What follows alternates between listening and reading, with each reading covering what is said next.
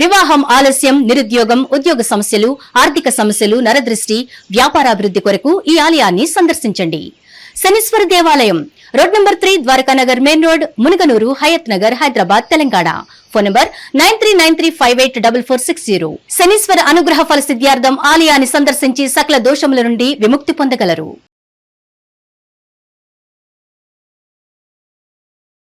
2025కి 26కి జనవరి 1 నుంచే వీళ్ళకి ఎల్నాట్స్ జరుగుతుంది. అంటే this is the year of youth, the year of duality, the year of ego, the year of uncertainties, the year of manifestation. 2026లో ఏంటంటే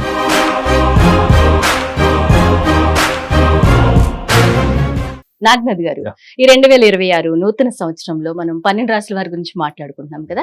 ఇప్పుడు కర్కాటక రాశి వారి గురించి చెప్పండి. ఎందుకంటే వీళ్ళ లైఫ్ ఒక ఛాలెంజింగ్ గా ఉంటుంది, సున్నితమైన మనస్తత్వం ఉంటుంది, అలాగే ఆవేశపూరితంగా ఉంటారు. వీళ్ళని అందరూ మోసం చేస్తూ ఉంటారు. ఎక్కువ మంది కర్కాటక రాశి వారే చాలా ఇబ్బందులు పడుతూ ఉంటారు. అంటే మానసికంగా కొంతమందికి ఎడిక్ట్ అయిపోతుంటారు, వాళ్ళే వీళ్ళని వెన్నుపోటు పొడిచేసి వెళ్ళిపోతూ ఉంటారు. సహజంగా ఇలా ఎందుకు జరుగుతూ ఉంటుంది అని కూడా వాళ్ళు ఆలోచిస్తూ ఉంటారు, మదన పడుతూ ఉంటారు. ఈ 2025తో కంపేర్ చేస్తే ఈ 26 వీళ్ళకి ఎలా ఉండబోతోంది, వీళ్ళు ఏం చేస్తే బాగుంటుంది, వీళ్ళకి గుడ్ టైం స్టార్ట్ అయింది అనుకోవచ్చా? మీరు అడిగిన ప్రశ్నకి ఒక బుక్ రాయొచ్చు. ఓకే, క్లుప్తంగా చెప్పండి. హిట్ ప్రేక్షకులందరికీ కూడా నమస్కారం. ప్రదర్శిని గారు చెప్పండి. ఎంత డీటెయిల్ గా అడిగారు, ఇంకా కొంచెం డీటెయిల్ గా చెప్తాం ప్లీజ్. కర్కాటక రాశి వాళ్ళు ఎంత సున్నితమైన మనస్తత్వం అంటే, వాళ్ళు బస్సులో వెళ్తుంటారు, ట్రైన్లో వెళ్తుంటారు, లేకపోతే ఎక్కడైనా కూర్చుంటారు, పక్కన నుంచి ఏదో ఒక రేడియోలో సాంగ్, లేదో అక్కడ ఏదైనా ఒక ఆధ్యాత్మిక పరమైన ఒక ప్రవచనం, లేకపోతే అక్కడ ఏదో ఒక స్పిరిచువల్ రైటప్, ఏది చూసినా ఏది విన్నా దానికి ఎక్కడో ఒక్కడ వాళ్ళ గతంతోని భావోద్వేగాల పరంగా ఉన్నటువంటి జ్ఞాపకాల్లోకి వెళ్ళి వాళ్ళు ఏడ్చినా ఏడుస్తారు. అంటే దానికి కనెక్ట్ అయిపోతుంటారా? కారణం ఏంటంటే వీళ్ళు ఎక్కడికి వెళ్తారో అక్కడ వాళ్ళు వాళ్ళ గొంగళ్ళు కాదు వాళ్ళు వేసేది, వాళ్ళు అక్కడ దుకాణం పెట్టరు, ఒక ఫ్యామిలీని ఎస్టాబ్లిష్ చేసుకుంటారు. ఒక ఫ్యామిలీని ఎస్టాబ్లిష్ చేయడం అంత ఈజీ అండి? కాదండి. అవునా కదా? మీరు ఇక్కడ వర్క్ చేస్తారు వెళ్ళిపోతారు, నేను వర్క్ చేస్తాను వెళ్ళిపోతాను. But making this environment as a family, that itself shows that how much you are deeply connected with the people and how genuine you are in presenting your emotions, adapting emotions, connecting emotions. So వీళ్ళు life లో ఎప్పుడు ఏం చేసినా గానీ ఎప్పుడు చెప్తుంటారు, వీళ్ళకి right brain ఎక్కువ పనిచేస్తుంది, లెఫ్ట్ బ్రెయిన్ పనిచేయదు ఎక్కువ. లెఫ్ట్ బ్రెయిన్ అనుభవం నుంచి పనిచేస్తుంది. లెఫ్ట్ బ్రెయిన్ అంటే ఏంటంటే logical minded and mean minded. మీ ఇంటికి వస్తే నాకేమిస్తావు, మా ఇంటికి వస్తే ఏం తెస్తావు, మా ఇంటికి వస్తే ఏం చేస్తావు. వీళ్ళు కర్కాటక రాశి వాళ్ళు రైట్ బ్రెయిన్ ఎక్కువ ఆపరేషన్ ఉంటుంది కాబట్టి మీ ఇంటికి వచ్చేటప్పుడు ఏం తేవాలి, మా ఇంటికి వచ్చేటప్పుడు నీకేం పెట్టాలి, రెండు వైపులా ఇవ్వడమే. ఓకే. సో కర్కాటక రాశి వాళ్ళకి ఎంత సున్నితమైన మనస్తత్వం ఉంటుందంటే, ఆ సున్నితమైన మనస్తత్వం వల్ల వాళ్ళు ఎదుటి వాళ్ళ మనసులో ఏముందో ఈజీగా ఇట్లా గుర్తుపట్టేస్తారు. సో వీళ్ళని ఎవరైనా కొంచెం ఎమోషనల్ గా గతం గురించి కానీ, వీళ్ళ బాల్యం గురించి కానీ, జీవితం గురించి ఏదైనా అడిగినప్పుడు వీళ్ళు చెప్పే ఆన్సర్ వినాలి మేడం.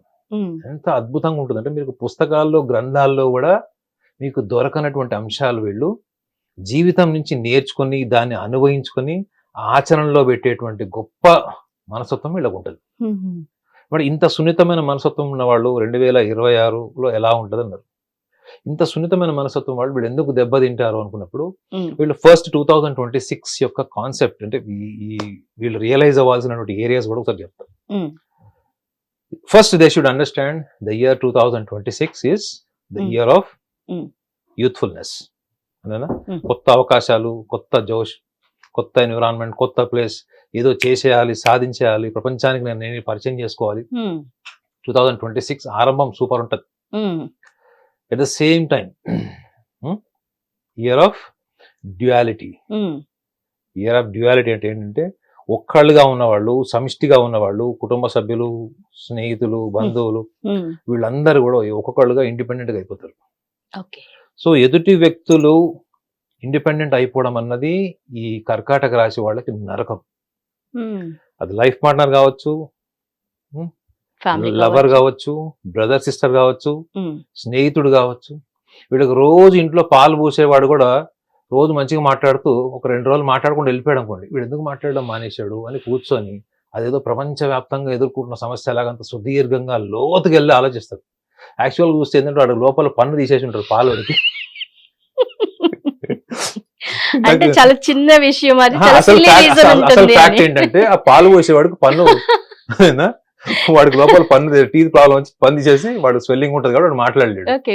ఆ థర్డ్ డే వాడు ఇంటికి వచ్చాక ఏరా ఏమైంది, వాడు వచ్చేటప్పటికి వాడు ఏం చేస్తారంటే ఇంట్లో స్వీట్ డబ్బాను వాడికి కాఫీ టీయో రెడీ చేసి వాడు హట్ అయ్యాడేమో అన్న యాంగిల్ లో వాడిని తీసుకుంటారు ఇంప్రెస్ పాపం. చేసుకోవడం కోసం వాడి కోసం ఒక స్వీట్ Okay. డబ్బా పెట్టి లోపల పిలిచి మాట్లాడితే ఏంటంటే ఏం లేదన్నా నాకు లోపల పన్ను ఖరాబ్ అయిందంటే అప్పుడు సాటిస్ఫై అవుతారు మేడం. అబ్బా. సాటిస్ఫైడ్ కాదు, అసలు ఇది నేను ఎంత రాంగ్ గా ఊహించుకున్నాను అంటే వీళ్ళు ఊహకి పరిధి ఉండదు madam.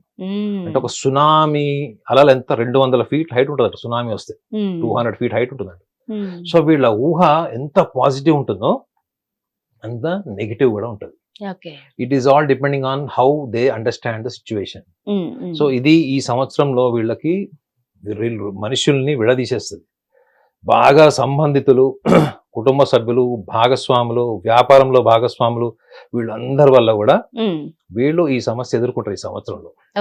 The year of ego, the year of ego management, the year of uncertainties, the year of surprises, the year of detachment, duality.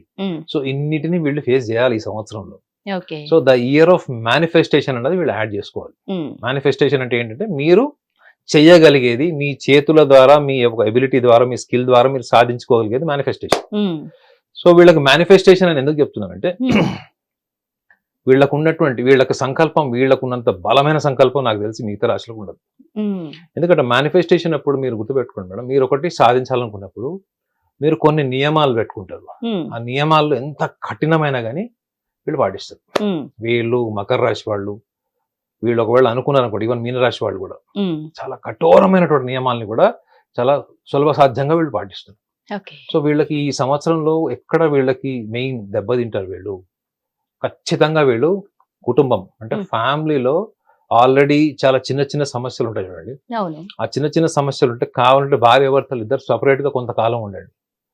Okay, ఒకవేళ మీరు ప్రేమించిన అమ్మాయి ఆఖరు మూమెంట్ లో పెళ్లి దగ్గరకు వచ్చేటప్పుడు మిమ్మల్ని డిస్కనెక్ట్ చేసింది, అబ్బాయి కావచ్చు అమ్మాయి కావచ్చు. ఓకే, అలాంటప్పుడు మీరు కూడా సహనంతో ఉండాలి, కొంచెం ఓపిక్గా ఉండాలి. ఎస్పెషల్లీ వీళ్ళకి గుడ్ టైం స్టార్ట్ అయ్యేది జూలై నుంచి. July, August wonderful time.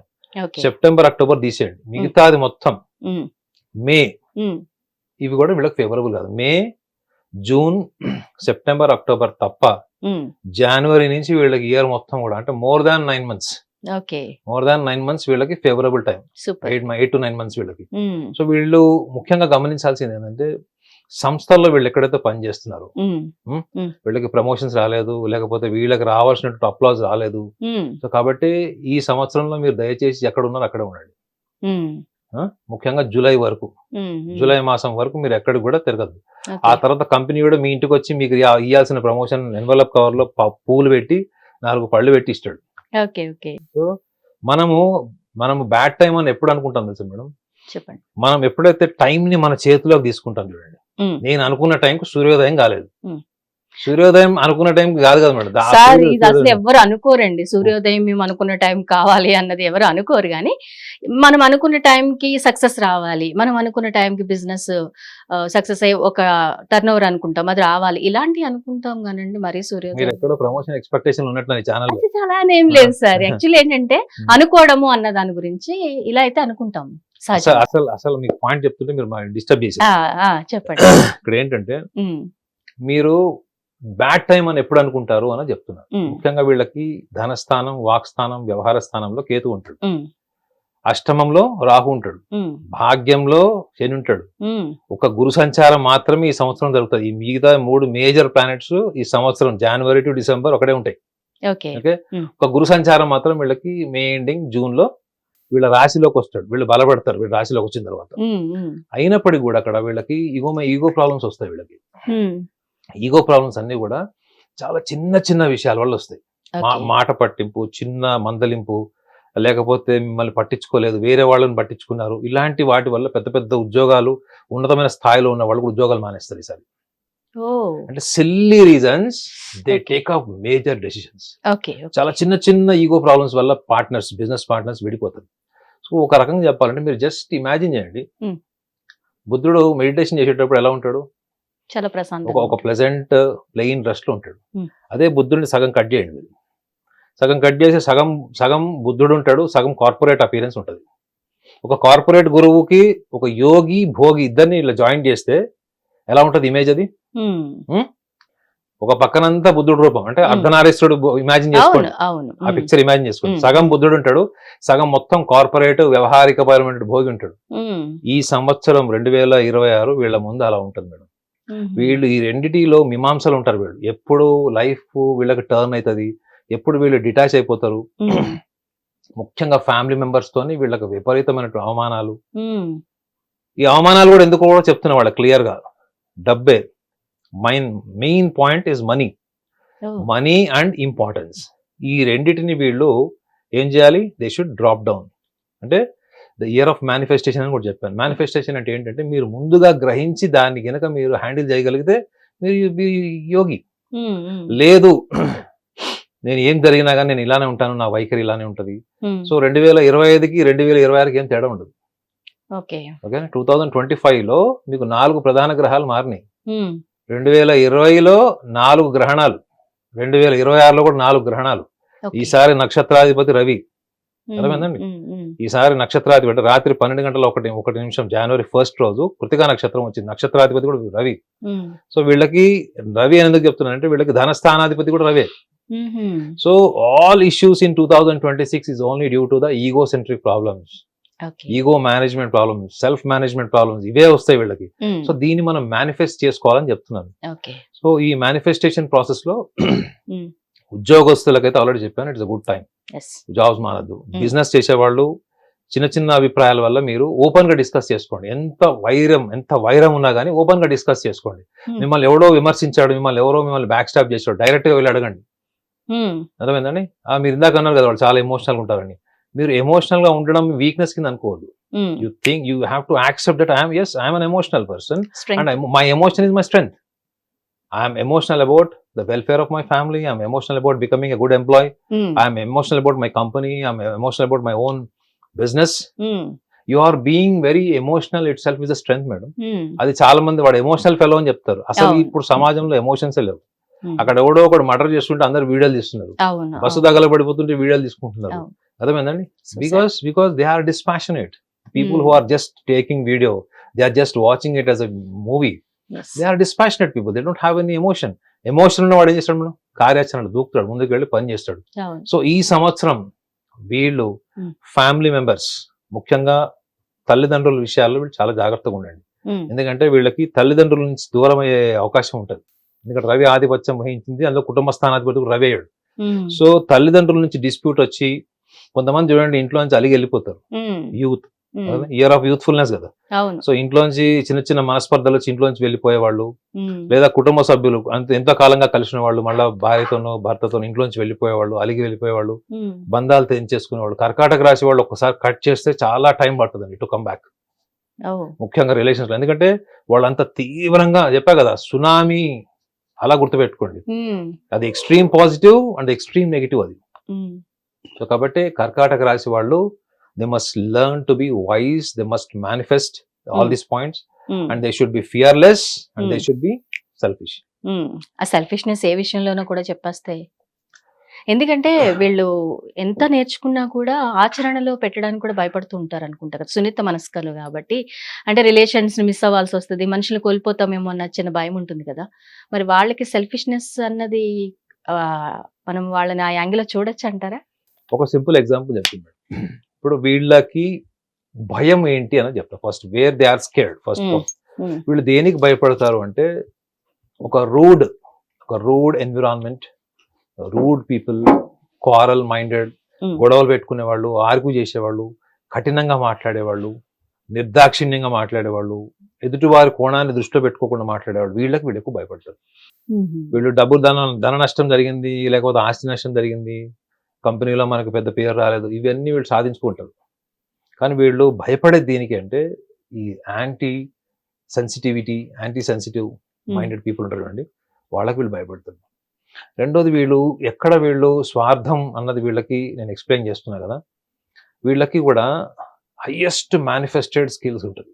They can manifest anything.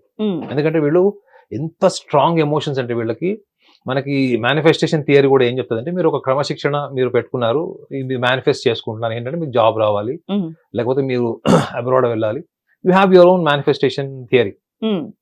దానికి మీరు ఆహార నియమాలు పాటించాలి, ప్లస్ ఇంకోటి దానికి తగ్గట్టుగా మీరు టైం మేనేజ్మెంట్ చేయాలి, లేకపోతే మీరు దాన్ని రోజు నోట్స్ లాగా రాయాలి, లేదా మీరు అద్దం ముందు ప్రాక్టీస్ చేసుకోవాలి దాన్ని. ఇలా రకరకాల మేనిఫెస్టేషన్ థియరీస్ ఉంటాయి. సో వీళ్ళు ఒక్కసారి మనసులో వీళ్ళ భావోద్వేగాల్లో ఏదైనా ఒక ఆలోచన వచ్చిందంటే 24 hours అదే నాంతుంటది. సో అంత పవర్ఫుల్ మేనిఫెస్టేషన్ ఏమవుతుందంటే, మీరు ప్రకృతితో కలుస్తుంది.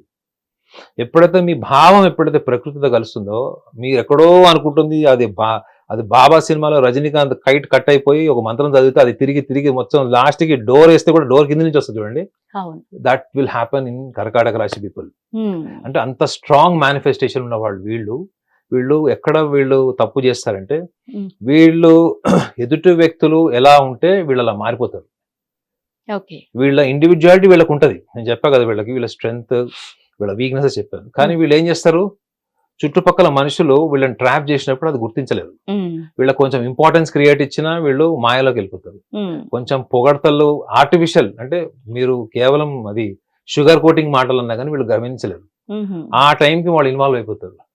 సో వీళ్ళు ఈ ట్రాప్ లో నుంచి బయటకు వచ్చి, ఈ సంవత్సరం ముఖ్యంగా 2026 ఇయర్ ఆఫ్ ఫైనాన్సెస్ మేడం. ఎందుకంటే రాశిలోకి గురువు వస్తాడు.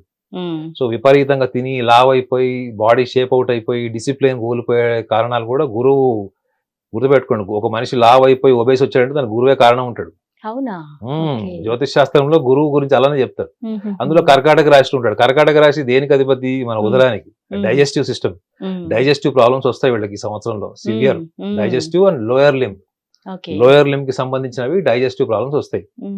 సో వీళ్ళు ఎక్కడ సెల్ఫిష్ గా ఉండాలంటే, ఈ అన్ఆర్గనైజ్డ్, అంటే ఏదైతే ఆర్గనైజ్డ్ గా లేనటువంటి ఎంపతి, ఎదుటివారి కోణాలు ఆలోచించేది ఉంటుందో దాన్ని వీళ్ళు ఆర్గనైజ్ చేసుకోండి. ఎంపథైజ్ చేయొద్దనట్లే, but organize yourself. You should know when to drop, when to get in, when to come out and when to get in. So ఇది వీళ్ళు ఈ విషయంలో అవతల వాళ్ళు ఎన్ని నాటకీయంగా చేసినా, ఎంత ట్రాప్ చేసినా, వీళ్ళని ఎన్ని రకాలుగా ప్రలోభాలు పెట్టినా కానీ వీళ్ళు డిసిప్లైన్ మాత్రం వీళ్ళు బ్రేక్ చేయొద్దు. అర్థమైందా? సో ఎప్పుడైతే ఈ డిసిప్లైన్ వాళ్ళు బ్రేక్ చెయ్యరో, సో దాన్ని ఏమంటారు, you are being with your discipline, with your own self. ఈ సెల్ఫ్ లోకి వీళ్ళు ఎప్పుడైతే వెళ్తారో, చుట్టుపక్కల పరిస్థితులు కానీ మనుషులు కానీ వీళ్ళని ఆర్థికంగా కుంగదీయలేరు, మానసికంగా కుంగదీయలేరు. వీళ్ళు అనవసరంగా కాషాయం వేసుకొని కాశీకి వెళ్లాల్సిన అవసరం ఉండదు. ఎందుకంటే this is the year of detachment. ముఖ్యంగా కర్కాటక రాశి వాళ్ళకి ద ఇయర్ ఆఫ్ డిటాచ్మెంట్. ఎందుకంటే కేతు ఉంటాడు అక్కడ. సో ప్రతి దాని నుంచి కూడా వీళ్ళు విడిపోయి, దూరం అయిపోయి, ఒంటరితనానికి లోనయ్యేటువంటి అవకాశాలు ఎక్కువ ఉంటాయి. కాబట్టి దాని మూలం చెప్పాను. అనవసరంగా మీరు ఎంపతి పే చేయడం, అనవసరంగా ఎదుటి వాళ్ళ కోణంలోకి వెళ్ళిపోవడం, వాళ్ళ ట్రాప్, వాళ్ళ ఇంటెలిజెన్స్ మీరు గమనించకపోవడమే రూట్స్ ఇవి. ఈ రూట్స్ ని కనుక మీరు ఆర్గనైజ్ చేసుకుంటే మాత్రం 2026 will be a wonderful year. Super చెప్పారండి నాగనాథ్ గారు. Thank you very much. ప్రపంచవ్యాప్తంగా ఉన్న భారతీయులందరికీ, హిట్ టీవీ ప్రేక్షకులందరికీ నూతన సంవత్సర శుభాకాంక్షలు. హిట్ టీవీ యాప్, ఇందులో short news, live news, entertainment shows, movies, digital magazines తో పాటు మీ జిల్లా వార్తలను కూడా ఫ్రీగా చూడొచ్చు.